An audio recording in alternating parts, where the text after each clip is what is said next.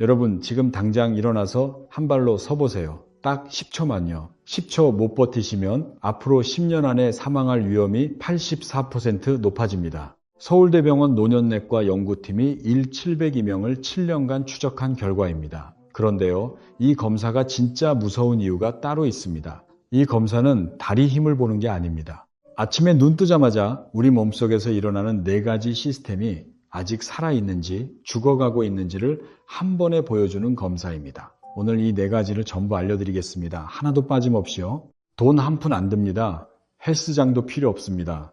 내일 아침 침대에서 발 내려놓기 전에 할 수 있는 것들입니다. 그런데 솔직히 말씀드리면 저도 이걸 처음 알았을 때 좀 놀랐습니다. 왜 이렇게 간단한 걸 아무도 안 알려줬을까? 세브란스 병원 심장내과, 삼성 서울병원 내분비내과, 질병관리청 자료까지 다 뒤졌습니다. 그래서 오늘 4가지를 순서대로 설명드리겠습니다. 첫째, 아침에 마시는 물 한 잔이 왜 심장마비를 막는지. 둘째, 햇빛 5분이 왜 수면제보다 강한지. 셋째, 아침 단백질이 왜 뼈를 살리는지. 넷째, 숨 쉬는 방법 하나가 왜 혈압약 하나과 같은지.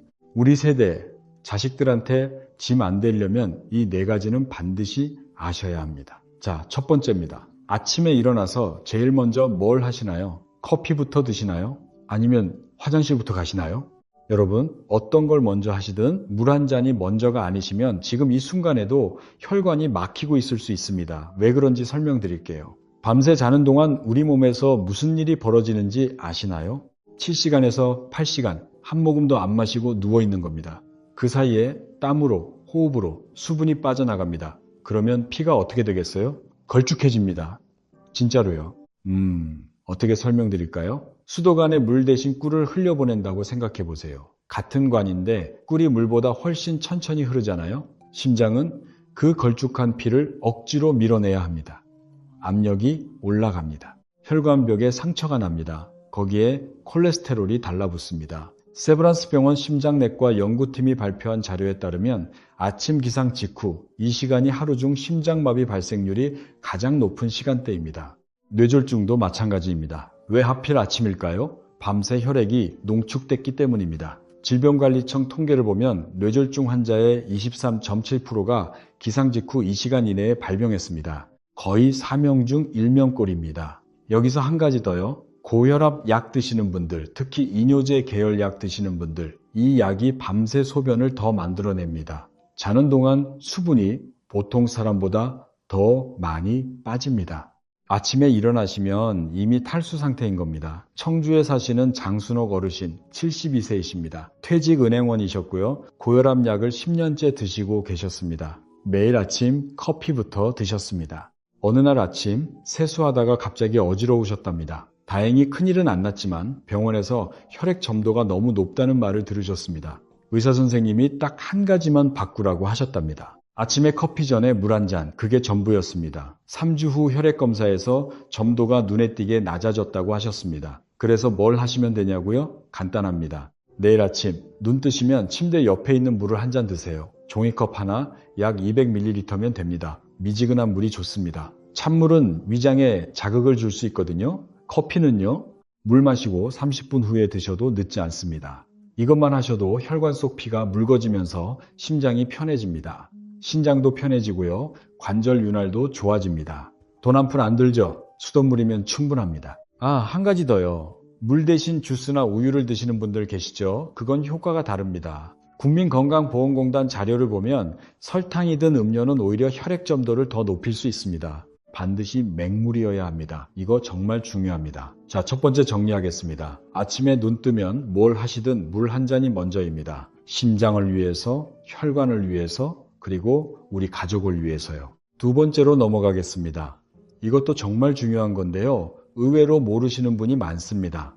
여러분 아침에 일어나시면 커튼부터 여시나요? 아니면 핸드폰부터 보시나요? 핸드폰부터 보신다고요? 그러면 지금 이 순간에도 우리 몸의 시계가 망가지고 있습니다. 잠깐 이게 무슨 말인지 설명드릴게요.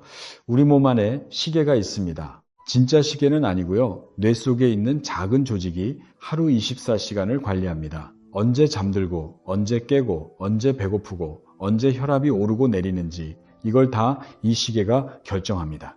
그런데 이 시계가 매일 아침 리셋이 필요합니다. 뭘로 리셋하느냐? 햇빛입니다. 아침 햇빛이 눈에 들어오면 뇌가 아침이구나 하고 멜라토닌이라는 수면 호르몬을 딱 끕니다. 그리고 코르티솔이라는 각성 호르몬을 올립니다. 삼성서울병원 수면의학센터 연구에 따르면 아침 밝은 빛에 노출되면 코르티솔이 47% 이상 급격히 올라갑니다. 그러면서 멜라토닌은 빠르게 떨어집니다. 문제가 뭐냐면요. 어두운 방에서 핸드폰만 보시면 이 리셋이 안 됩니다. 핸드폰 화면은 아무리 밝아도 바깥 햇빛의 10분의 1도 안 됩니다. 그러니까 뇌는 아직 밤이구나 하고 멜라토닌을 계속 내보냅니다. 몸은 일어났는데 뇌는 아직 자고 있는 겁니다.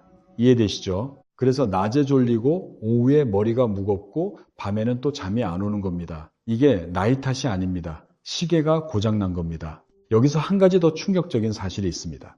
유리창은 햇빛을 통과시키죠.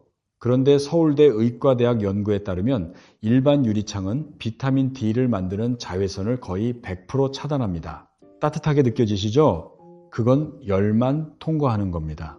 우리 몸에 필요한 그 특정 파장은 유리를 못 뚫습니다. 그러니까 창문 앞에 앉아 계셔도 소용없습니다. 밖에 나가셔야 합니다. 대구에 사시는 한상철 어르신 62세이십니다. 택시 기사를 하셨는데요. 30년 넘게 밤 운전을 하셨습니다. 퇴직 후에도 몸의 시계가 3시간씩 밀려 있었답니다. 오후마다 졸음이 쏟아지고 밤 11시에도 잠이 안 오셨답니다.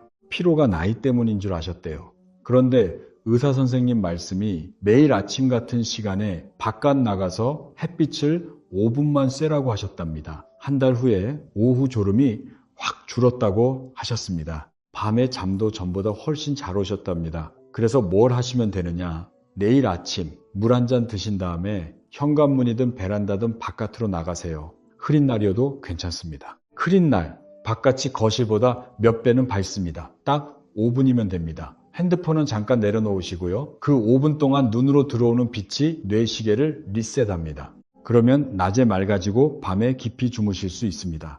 혈압이 저녁에 자연스럽게 내려가고요. 소화도 제 시간에 됩니다. 이건 사람마다 효과가 나타나는 속도가 다릅니다. 빠르면 3일, 보통 2주 정도 꾸준히 하시면 달라지기 시작합니다. 포기하지 마시고 꾸준히 해보세요. 자, 두 번째 정리합니다. 물 마시고 바깥 나가서 햇빛 5분. 이 두 가지만으로 벌써 심장과 뇌시계가 정상으로 돌아옵니다. 세 번째도 정말 중요합니다. 이건 뼈와 근육에 관한 이야기인데요. 여러분, 아침에 뭘 드시나요? 밥에 김치, 빵에 커피, 아니면 과일 한 조각? 어떤 걸 드시든 단백질이 25g 이하시면 지금 이 순간에도 근육이 녹고 있습니다. 진짜 녹는다는 표현이 과장이 아닙니다. 서울 아산병원 정형외과 연구에 따르면 75세 이후 근육 크기는 1년에 1% 미만으로 줄어듭니다. 그런데 근육 힘은요, 3배에서 4배 빠르게 사라집니다. 크기는 괜찮은데 힘이 먼저 빠지는 겁니다. 쉽게 설명드리면요, 건물 기둥이 있다고 생각해 보세요. 기둥 굵기는 비슷한데 안에 있는 철근이 하나씩 빠지는 겁니다. 겉으로 보면 멀쩡한데 지진이 오면 무너집니다. 우리 근육도 마찬가지입니다. 힘이 빠진 근육은 겉모습이 괜찮아도 넘어지는 순간 뼈를 못 지킵니다.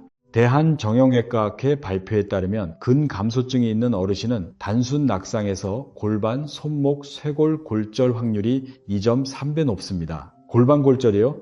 65세 이상에서 골반 골절 후 1년 내 사망률이 21.7%입니다. 거의 5명 중 1명이 1년 안에 돌아가십니다. 그러면 근육을 어떻게 지키느냐? 운동이요? 물론 중요합니다. 하지만 그 전에 더 중요한 게 있습니다. 먹는 겁니다. 특히 아침에 먹는 단백질이요. 여기서 놀라운 연구 결과가 있습니다. 국민건강보험공단과 서울대병원 공동연구에서 같은 양의 단백질을 저녁에 몰아서 드신 그룹과 아침에 나눠서 드신 그룹을 비교했습니다.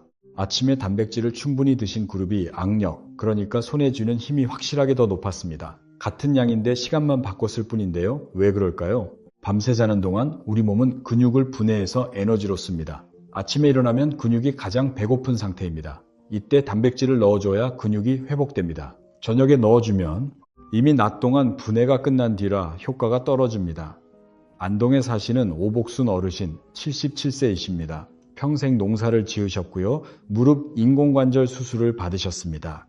아침마다 밥에 김치 나물 반찬만 드셨습니다. 맛있죠, 우리 전통 밥상. 하지만 단백질이 부족했습니다. 수술 후 회복이 더디셨습니다. 의사 선생님이 아침 식사에 계란 2개만 추가하라고 하셨답니다. 한 달 뒤 보행검사에서 걷는 속도가 눈에 띄게 빨라지셨다고 합니다. 오복순 어르신 말씀이 이렇게 간단한 걸 왜 진작 몰랐을까 하셨답니다. 그러면 25g이 얼마나 되느냐? 계란 3개에 두부반 모면 됩니다. 아니면 계란 2개에 우유 1잔, 견과류 1줌이요. 그릭 요거트 1컵에 견과류 섞어 드셔도 됩니다. 된장찌개에 두부 넉넉히 계란 프라이 하나 올리셔도 됩니다. 우리 밥상에 이미 있는 것들로 충분합니다. 비싼 단백질 보충제 사실 필요 없습니다. 잠깐 하나 더 말씀드릴 게 있어요. 근육 회복 속도는 사람마다 다릅니다. 기저질환이 있으신 분은 의사 선생님과 상의하시는 게 좋습니다. 무리하지 마시고 꾸준히 하시는 게 핵심입니다. 세 번째 정리합니다. 아침에 단백질 25g, 계란, 두부, 우유, 견과류, 우리 집 냉장고에 있는 것들로 충분합니다. 물 1잔, 햇빛 5분, 단백질 아침. 벌써 3가지입니다. 따라오고 계시죠? 마지막 4번째입니다. 이건 처음에 말씀드린 한발 서기 검사와 직접 연결됩니다. 그리고 여기에 숨 쉬는 법 하나를 더해드리겠습니다. 여러분, 지금 한 발로 10초 서실 수 있으시나요? 아니면 5초도 힘드시나요? 5초도 힘드시면 솔직히 말씀드리겠습니다. 지금 당장 시작하셔야 합니다. 서울대병원 노년내과 연구팀 자료를 다시 말씀드리면 50대 초반에는 이 검사에서 떨어지는 분이 5%밖에 안 됩니다. 그런데 70대 초반이 되면요, 절반 이상이 10초를 못 버팁니다. 10년 사이에 이렇게 급격하게 떨어지는 겁니다. 한발서기가 왜 이렇게 중요하냐면요, 이 동작은 다리 힘만 보는 게 아닙니다. 눈, 귀 안쪽에 있는 평형기관, 그리고 발바닥 감각, 이 3가지가 동시에 뇌에 신호를 보내야 우리가 서 있을 수 있습니다. 이 3가지 중 하나라도 약해지면 흔들립니다. 그리고 넘어집니다. 질병관리청 통계입니다. 65세 이상 어르신 4명 중 1명이 매년 넘어집니다. 낙상으로 응급실에 오시는 어르신이 연간 380만 명을 넘깁니다. 그리고 낙상 사망자가 연간 4만 3천 명 이상입니다. 이 숫자가 지난 10년 사이에 1.5배 넘게 늘었습니다. 이건 정말 안타깝습니다. 왜냐하면 낙상 한 번이 인생을 바꿉니다. 골반 골절 한 번이면 혼자 살던 분이 요양원에 가시게 됩니다. 자식들 신세를 져야 합니다. 우리가 평생 피하고 싶었던 바로 그 상황입니다. 광주에 사시는 정태영 어르신 74세이십니다. 퇴직 공무원이셨고요. 무릎 수술 후에 울퉁불퉁한 인도를 피하시게 됐답니다. 본인도 모르게 자꾸 평평한 길만 찾으셨대요. 한발 서기를 해보셨더니 3초도 못 버티셨답니다. 그날부터 매일 아침 양치할 때 세면대 잡고 한 발로 서시는 연습을 시작하셨습니다. 처음엔 3초, 2주 후엔 7초, 한 달 후엔 12초를 넘기셨습니다. 지금은 울퉁불퉁한 길도 무섭지 않다고 하셨습니다. 이걸 어떻게 하시느냐?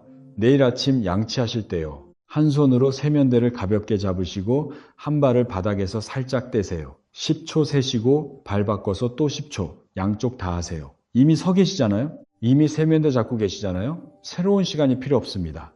3초밖에 못 버티셔도 괜찮습니다. 그게 지금 출발점입니다.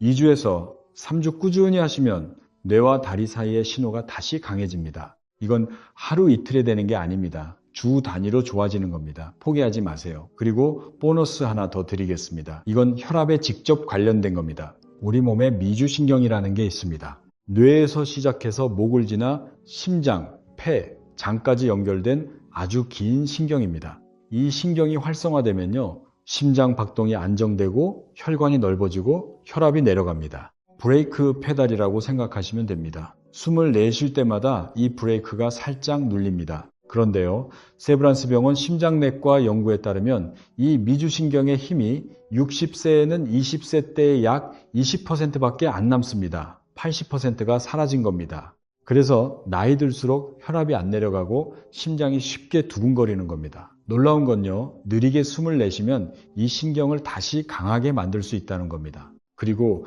이게 젊은 사람보다 어르신들에게 더 효과가 좋다는 연구 결과가 있습니다.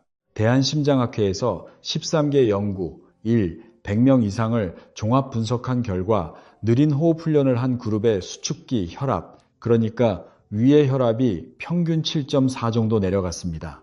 아래 혈압은 3.8 정도 내려갔고요.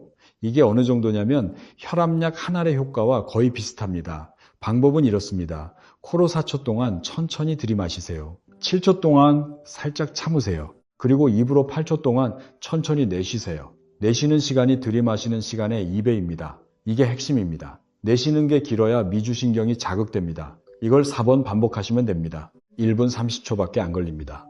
혈압약 드시는 분들, 이 호흡법이 약을 대체하는 건 아닙니다. 약은 계속 드셔야 합니다.